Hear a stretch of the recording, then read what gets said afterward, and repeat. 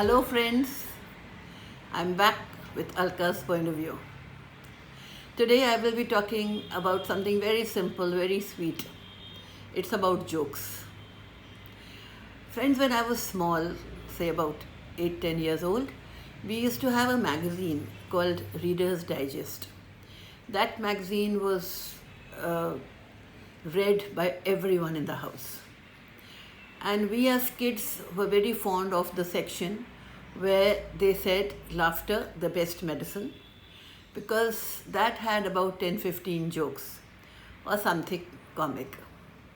And the moment we could get that magazine, we used to read that section first.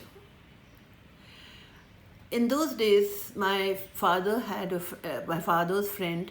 His name was Shripat Rai. He was the son of Munshi Premchandji. And we were family friends and we used to visit each other's family. And Shripat uncle used to come over to meet my father. And because we were so close, when he used to come, even all of us used to sit in the drawing room and chit-chat. Once what happened, Shripat uncle, I'll let you know about Shripat uncle a little bit. He was a very soft-spoken person. He preferred to listen to people. And even when he spoke very softly and very slowly.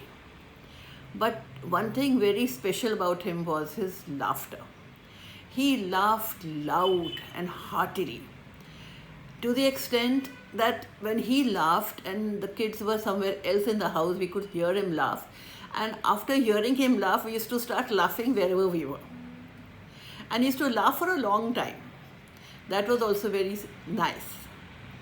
So one day, Shripat uncle was visiting and he started telling us a joke.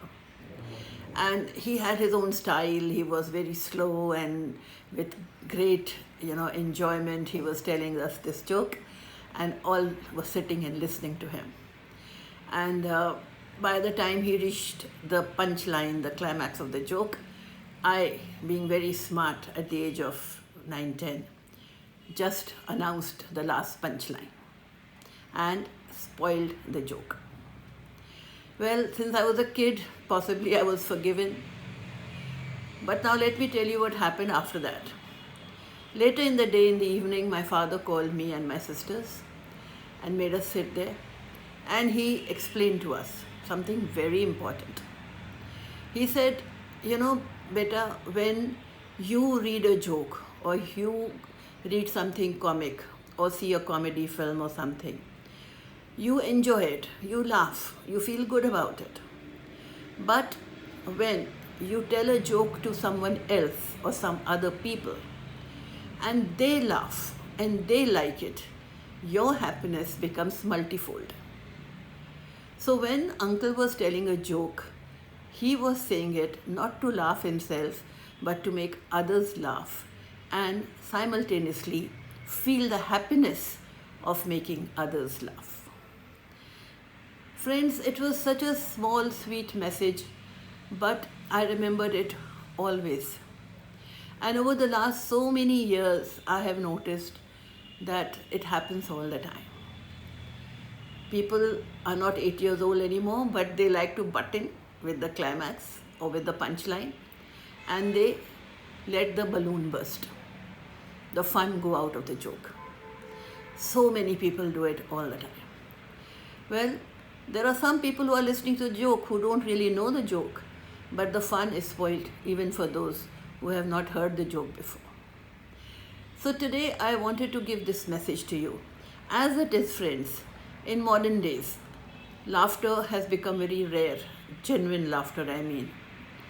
And we just come to see the funny things on our phone. We read the WhatsApp jokes.